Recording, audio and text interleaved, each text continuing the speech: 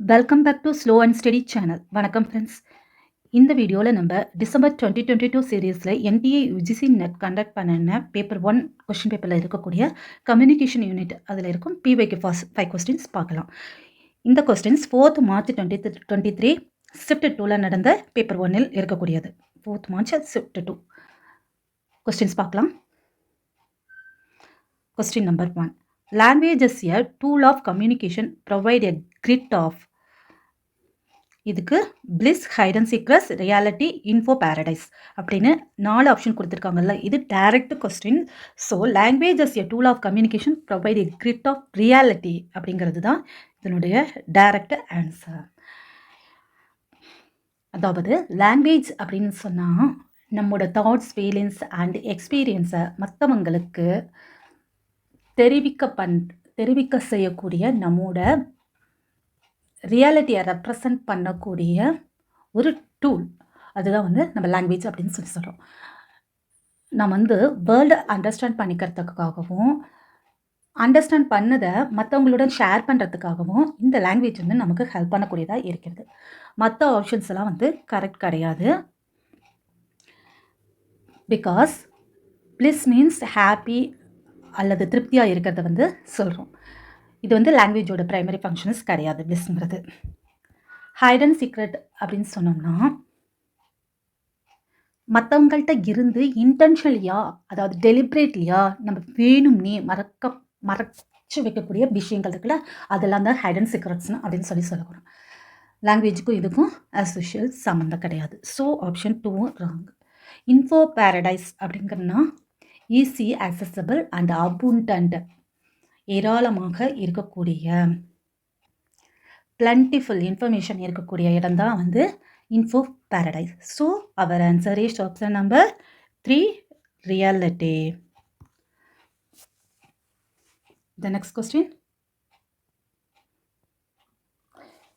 Question number 2. Historically, communication media have more often served as the voice of. இதுவும் ஒரு direct question. இது என்ன கேட்டிருக்காங்கன்னா, historically communication media யாரால் control பண்ணப்படுதுன்னா powerful பர்சன்ஸ்னால. Powerful persons அவங்க பவரை பவரையும் இன்ஃப்ளூயன்ஸையும் maintain பண்ணுறதுக்காக அவங்க ஓன் யூஸ்க்காகவும் மீடியாவை யூஸ் பண்ணிக்கிட்டாங்க. ஹிஸ்டாரிக்கலியாக எல்லா ஃபார்ம் ஆஃப் கம்யூனிகேஷன் மீடியாவும் இதில் இருக்கக்கூடியதாக தான் இருக்கிறது. பிரிண்ட், ப்ராட்காஸ்ட், டிஜிட்டல், இப்போ இருக்கிற டிஜிட்டல் வரை இருக்கக்கூடிய எல்லாமே இருக்குது. மீடியாஸ் எல்லாருக்கான, அதாவது சபால்டைன் மக்கள், தென் நெக்லெக்டட் ஜெண்டர், இப்படி எல்லாருக்கான பவர்ஃபுல் டூலாக, சக்தி வாய்ந்த டூலாக இருந்தாலும் ஹிஸ்டாரிக்கலி பவர்ஃபுல் பர்சனால் அவங்க பவரை இன்ஃப்ளூயன்ஸ் பண்ணி மெயின்டைன் பண்ணுறதுக்காக யூஸ் பண்ணப்பட்டது. ஸோ த பவர்ஃபுல்ங்கிறது தான் இதனுடைய answer. Question number 3. The big data include. 5 options கொடுத்துருக்காங்க. Writing style, blank space, sound, image and words. So big டேட்டானா என்னென்னு நம்ம தெரிஞ்சுக்கிட்டோம்னா லார்ஜ் டேட்டா செட்ஸ், அதுக்கு தான் பிக் டேட்டா அப்படின்னு சொல்லி நம்ம சொல்ல வரோம். இதனுடைய கரெக்ட் ஆன்சர் பார்த்தோம்னா CD அண்ட் E இருக்கக்கூடிய சவுண்ட், இமேஜ் அண்ட் வேர்ட்ஸ், இது மட்டும்தான். ஏன்னா நம்ம பிக் டேட்டானா என்னென்னு பார்த்துட்டோம். Traditional data processing method use பண்ணி ப்ராசஸ் பண்ண முடியாத too large and complex data set இருக்கக்கூடியது தான் பிக் டேட்டா அப்படின்னு சொல்லி நம்ம சொல்கிறோம். வெரைட்டி ஆஃப் டேட்டா டைப்ஸ், அதாவது including words, images, sounds and videos இருக்கிறது. இதில் ஏ ஆப்ஷனில் இருக்கக்கூடிய ரைட்டிங் ஸ்டைல் அப்படின்னு சொன்னோம்னா பர்டிகுலர் பர்சன்ஸ் ஆர் குரூப்போட way of writing method. So இது பிக் டேட்டாவில் இன்க்ளூடான டேட்டா டைப் கிடையாது. Blank space means options of the data. So இதுவும் பிக் டேட்டாவில் இன்க்ளூடான டேட்டா டைப் கிடையாது. இங்கே இருக்கக்கூடிய சவுண்டு, அதாவது இன்ஃபர்மேஷனை எக்ஸ்ட்ராக்ட் பண்ண சவுண்டை நம்ம ரெக்கார்ட் பண்ணி அனலைஸ் பண்ண முடியும். Pitch, tone and rhythm of speech, இதெல்லாம் சவுண்டு டேட்டா டைப்புக்கு இருக்கக்கூடிய example. So sound option C உண்டு. தென் ஆப்ஷன் சி இல்லாத மற்ற எல்லா ஆப்ஷனையும் அதில் கட் பண்ணணும்னா இல்லை, எல்லாத்துலேயுமே ஆப்ஷன் சி இருக்குது. ஸோ அதை நம்ம வச்சிடலாம். தென் இமேஜில் இருக்கக்கூடிய ஆப்ஜெக்ட் அண்ட் பீப்புள்ஸில் அவங்க லொக்கேஷனை அவங்க மூமெண்ட்டை இப்படி இன்ஃபர்மேஷனை எக்ஸ்ட்ராக்ட் பண்ண இமேஜ் வந்து நம்ம அனலைஸ் பண்ண முடியும். ஸோ ஆப்ஷன் டி இல்லாத ஆப்ஷன்ஸ் பார்த்தா இதை கட் பண்ணிடலாம், இதையும் கட் பண்ணலாம். இப்போ நமக்கு 2 ஆப்ஷன் மட்டும்தான் இருக்குது. அதில் blank ஸ்பேஸ் ஆல்ரெடி இல்லைன்னு பார்த்துட்டோம். ஸோ நம்மளுடைய ஆப்ஷன் நம்பர் 3 தான் வந்து கரெக்டானது. அதாவது டெக்ஸ்டோட சென்டிமெண்ட், டிஸ்கஸ் பண்ண வேண்டிய டாபிக்ஸ், வேர்ட்ஸ்க்கு இடையே இருக்கக்கூடிய ரிலேஷன்ஷிப், இப்படி இன்ஃபர்மேஷனை எக்ஸ்ட்ராக்ட் பண்ண வேர்ட்ஸை அனலைஸ் பண்ணி நம்ம யூஸ் பண்ண முடியும். அதனால் ஆப்ஷன் ஈயும் வந்து கரெக்ட். ஸோ ஆப்ஷன் நம்பர் 3 நம்மளுடைய இந்த 3rd கொஸ்டினுடைய answer. Question number 4. given below are 2 statements. அதாவது ஸ்டேட்மெண்ட் கொஸ்டின், ஸ்டேட்மெண்ட் 1 and 2 கொடுத்துருக்காங்க. என்ன கொடுத்துருக்காங்கன்னா, photographs, graphs, films and other artworks do not clarify and enhance the visual value of written images much. Bar graphs, pie charts and other infographic device can't replace the mass number in print. இங்கே can't சொல்லியிருக்காங்க, இங்கே do not clarify அப்படின்னு சொல்லியிருக்காங்க. அதாவது photographs, graphs, films and மற்ற art ஒர்க்ஸும் return மெசேஜினுடைய எழுதப்பட்ட செய்திகளின் visual வேல்யூஸை வந்து கிளாரிஃபை அண்ட் என்ஹன்ஸ், அதாவது இம்ப்ரூவ், பெட்டர் பண்ணுறது இல்லை அப்படின்னு சொல்லி டு நாட் கிளாரிஃபை அப்படின்னு சொல்லியிருக்காங்க இந்த ஸ்டேட்மெண்ட்டில்.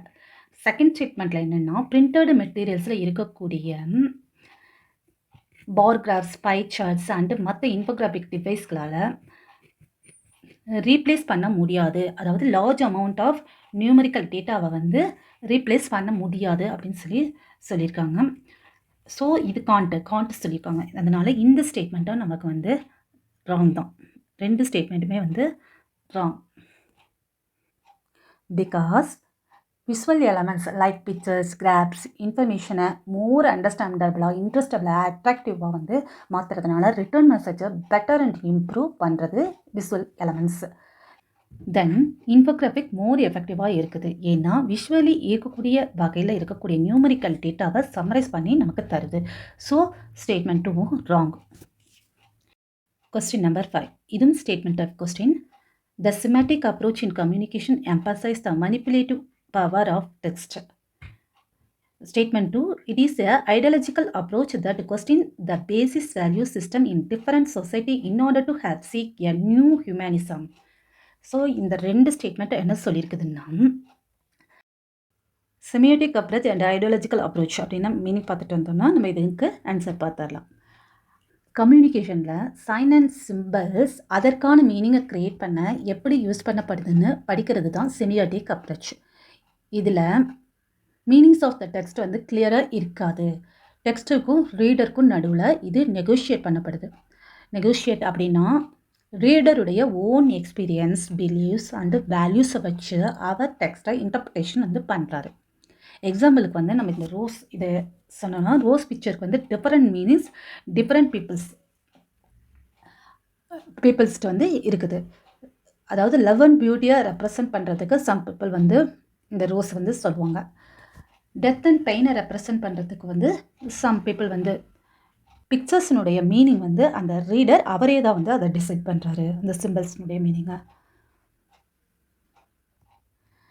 தென் கம்யூனிகேஷனில் டெக்ஸ்ட் தட் மீன்ஸ் நூல்கள் எப்படி வந்து கல்ச்சரோட வேல்யூஸ் அண்ட் பிலீவ்ஸை வந்து ரெஃப்ளெக்ட் பண்ணுறதுன்னு படிக்கிறது தான் வந்து ஐடியாலஜிக்கல் அப்ரோச்.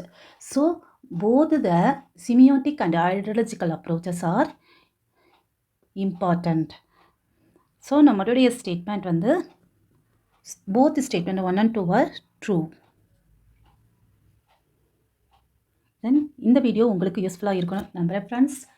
கட்டாயம் சப்ஸ்கிரைப் பண்ணுங்கள். உங்கள் ஃப்ரெண்ட்ஸ்க்கு யூஸ்ஃபுல்லாக இருக்குன்னா ஷேர் பண்ணுங்கள். தேங்க்யூ.